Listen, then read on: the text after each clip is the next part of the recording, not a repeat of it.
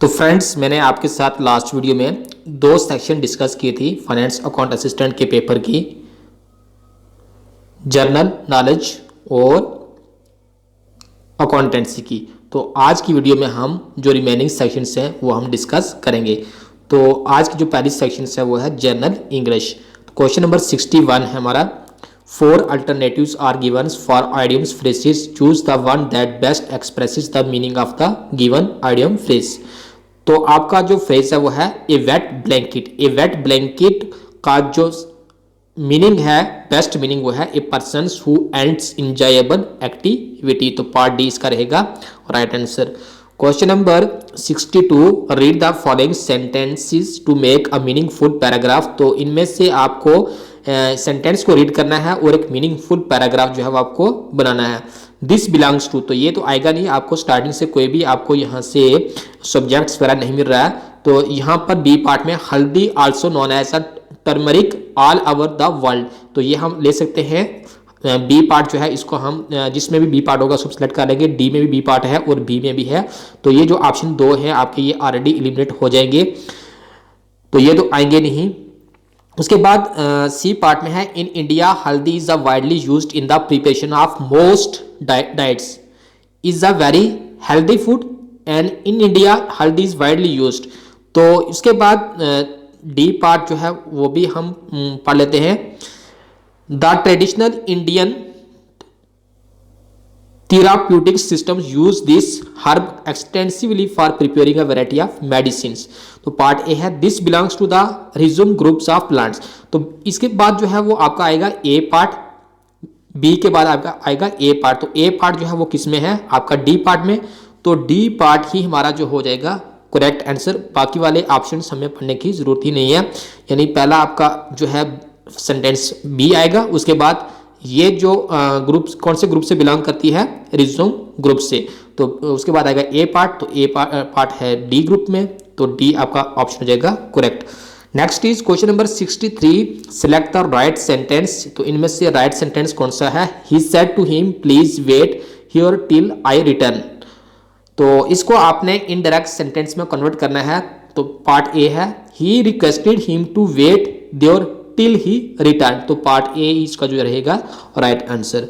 Question number 64, identify the sentence returns in the passive voice. इनमें से कौन सा सेंटेंस पैसिव वॉइस में रिटर्न है, तो पार्ट ए है much to his surprise he was chosen as the lead actors by the director. तो ये पार्ट ए जो है ये है पैसिव वॉइस में, तो यही आपका रहेगा इसका राइट आंसर। उसके बाद question number 65, select the right prepositions for the blank. तो इनमें से आपको राइट प्रीपोजिशन जो है वो सिलेक्ट करना है। तो इस his infiltrations dash the girls led him astray. तो हिज इन्फिल्ट्रेशंस फॉर, इसमें आएगा फॉर, तो पार्ट ए इसका रहेगा right answer. Question number 66, choose the options which will correctly fill the blanks. तो इनमें से कौन सा आएगा, it very often dash here in April. तो इट वेरी ऑफन रेन्स, तो ये है आपका इन प्रेजेंट इनडेफिनेट टेंस, तो इसमें एस या ई एस का इस्तेमाल होता है, तो ये आपका रहेगा पार्ट ए इसका right answer. Question number 67, choose the right models to fill the blank. He has promised that he dash not harm you, he has promised that he shall not harm you। Part D इसका रहेगा right answer. Question number 68, fill in the blanks with correct option। she was very courageous to land to sky at 50। तो इसमें लगेगा आपका no article, ना ही आपका यहाँ पे ए लगेगा, ना ही एन लगेगा, यहाँ पे रहेगा zero article means no article. Part B is right answer. Question number 69, choose an appropriate synonyms for the underlined word. तो अंडरलाइंड वर्ड के लिए जो है आपको एक अप्रोप्रिएट सिनोनिम जो है वो चूज करना है। The food givens in the hostel was insipid. जो हॉस्टल में खुराक दी जाती है वो इंसिपिड है बट हाइजेनिक्स है, यानी वो हाइजेनिक्स है, हेल्थी है, पर इंसिपिड है। इंसिपिड मीन्स टेस्टलेस है, तो पार्ट सी रहेगा इसका right answer. Question number 70, fill in the blanks with the correct words. It is not dash to dash, it is not right, RIGHT। तो part C to dash to right, तो part C रहेगा right answer. उसके बाद next section है हमारे पास statics. तो statics में कुछ आपके कैलकुलेटेड क्वेश्चंस हैं, कुछ आपके जो है वो थ्योरेटिकल क्वेश्चंस हैं, ये आप खुद जो है वो कैलकुलेट कर सकते हो।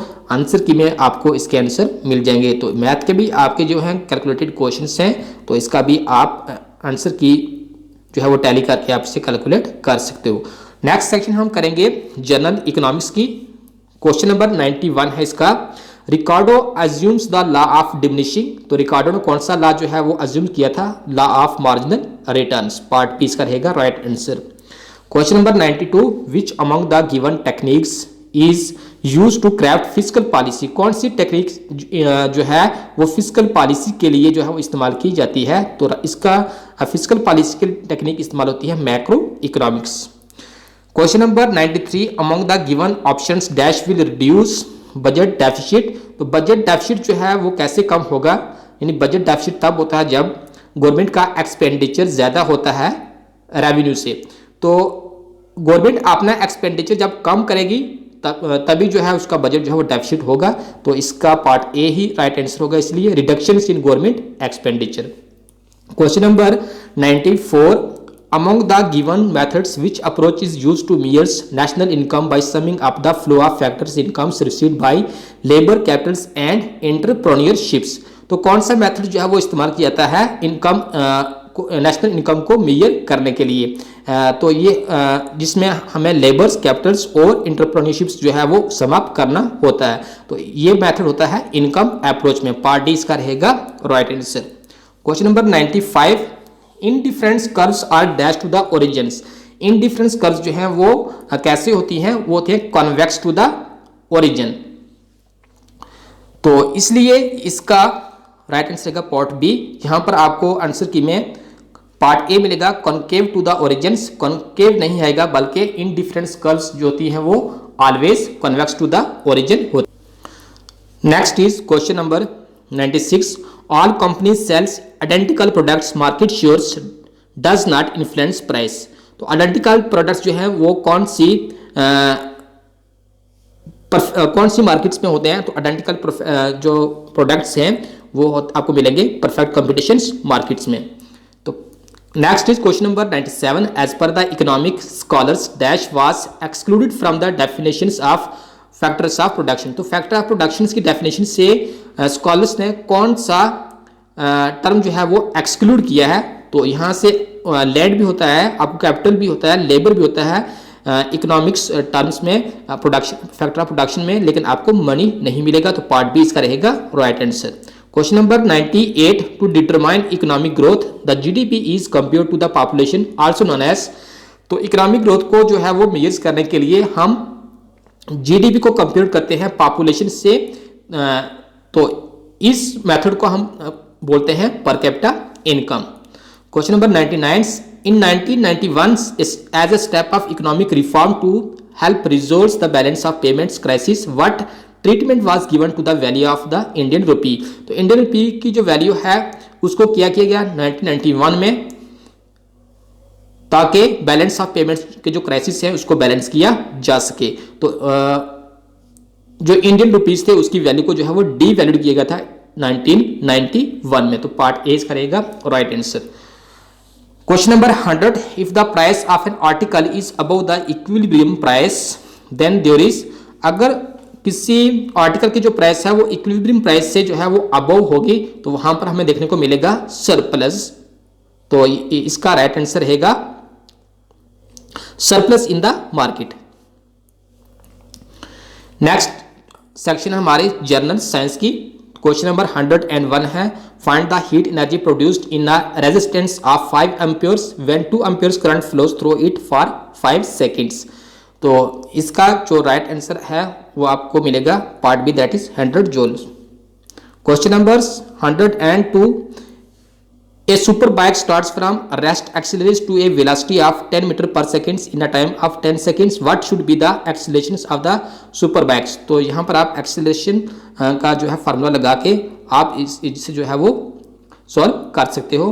तो इसका जो राइट आंसर निकल कर आएगा वो रहेगा 1 metre per second secure. Question number 103, which is the only non metal that reacts with air to form its oxide by burning. तो कौन सा ऐसा नॉन मेटल है जो एयर के साथ रिएक्ट होकर ऑक्साइड जो है वो फॉर्म करता है। तो इसका राइट आंसर है that is white phosphorus, part D. Question number 104, which among the following is a reducing agent. इनमें से कौन सा रिड्यूसिंग एजेंट है। तो part C is right answer that is zinc. Question number 105, Sam is suffering from beri what deficiency does he have. तो Sam जो है वो बेरी डिजीज से जो है वो सफर है। तो कौन सी डेफिशिएंसी के कारण जो है इसको बेरी डिजीज हुई है। तो बेरी जो डिजीज है it is caused due to the deficiency of vitamin B1, part B इसका रहेगा right answer. Next is question number 106, which among the following is incorrect with respect to the properties of charcoal। Charcoal की properties को देखते हुए इनमें से कौन सा टर्म जो है वो इनकरेक्ट है। Part A is it has lower power, it has lower calorific value than wood. Charcoal की क्लोरोफिक वैल्यू जो है वो वुड से कम होती है। तो ये बिल्कुल ऐसा नहीं होता। चारकोल की जो क्लोरोफिक वैल्यू है वो वुड से कई गुना ज्यादा रहती है। तो इसलिए पार्ट ए इसका रहेगा रॉन्ग। तो यही इनकरेक्ट है। तो यही हमारा राइट आंसर रहेगा part A. Question number 107, among the following which destroys the ozone layer the most. इनमें से कौन सा एटम जो है वो सबसे ज्यादा एयर को जो है वो डिस्ट्रॉय करता है। तो इसका राइट आंसर है part A that is chlorofluorocarbons. Part 108, which of the following disease is caused by water contamination. तो वाटर कंटामिनेशन से कौन सी डिजीज कॉज होती है। तो वाटर कंटामिनेशन से डायरिया जो है वो कॉज होता है। तो बिल्कुल इजी क्वेश्चन था ये भी। Question number 109, select the plants that obtains all or part of its nutrition from another plant the host without contributing to the benefit to the host and in some cases causing extreme damage to the host। तो इनमें से कौन सा ऐसा nutritions है जो एक host के तरह रहता है, यानी दूसरे प्लांट्स पर या दूसरी चीज पर जो है वो अपना डिपेंडेंट रहता है, उससे अपना फायदा बेनिफिट हासिल करता है, लेकिन कभी कभी उसको जो है वो काज भी करता है, उसको नुकसान भी पहुंचाता है। तो इस न्यूट्रिएंट्स को हम बोलते हैं पैरासिटिक। तो पार्ट बी इसका रहेगा right answer. Question number 110, which of the following is not a decomposer. तो इनमें से कौन सा जो है वो डिकम्पोजर नहीं है। तो इसका राइट आंसर का पार्ट सी दैट इज हिनास। क्वेश्चन नेक्स्ट सेक्शन हमारी जो लास्ट नॉलेज ऑफ कंप्यूटर। तो 111 question, what type of network is the internet. Internet जो है ये किस टाइप ऑफ नेटवर्क है। तो internet is a wide area network. Question number 112, a man wants to record a task that he needs to perform repeatedly, which feature of MS Excel can be utilized for it। अगर आप किसी चीज को बार बार लिखने के बजाय एक बार record कर लो और वही चीज जो है आपको बार बार ना लिखनी पड़े, तो इसके लिए हम यूज करते हैं मैक्रोज का। तो पार्ट बी इसका रहेगा right answer that is Excel macros. Question number 113, which printer prints characters and images without direct physical contact। तो कौन सा प्रिंटर जो है वो प्रिंट करता है विदाउट डायरेक्ट फिजिकल कॉन्टैक्ट, उसको हम बोलते हैं non impact printer. Part B is right answer. Question number 114, the speed of the hard disk is measured in terms of. तो हार्ड डिस्क की जो स्पीड है वो किस में मेजर की जाती है। तो speed of hard disk is measured in revolution पर minute. Part A is right answer. Question number 115, which storage device is used for storing basic input output system. तो बेसिक इनपुट आउटपुट सिस्टम को storage करने के लिए device use होती है read only memory, that is wrong. Question number 116, what is a computer input device that has a flat surface and usually comes with a stylus. तो कौन सा computer का ऐसा इनपुट डिवाइस है जिसकी एक फ्लैट सरफेस होती है और उसके साथ आपको एक स्टाइलिश पेन भी जो है वो देखने को मिलेगा। तो उसको हम बोलते हैं digitizer. Part B is right answer. तो इसमें आपको आंसर की में मोस्ट जो है देखने को मिलेगा that is wrong. Question number 117, Preet wants to convert the scanned image of hand-written text into digital text. Which input device should she use?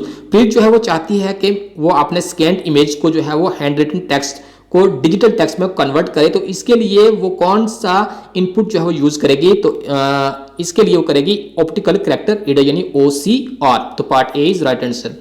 Question number 118, which among the following is a flash memory device? इसमें से कौन सी flash memory device है? तो इसका right answer है part C, that is USB। Question number 119, through which tab can you change page orientations in Microsoft word?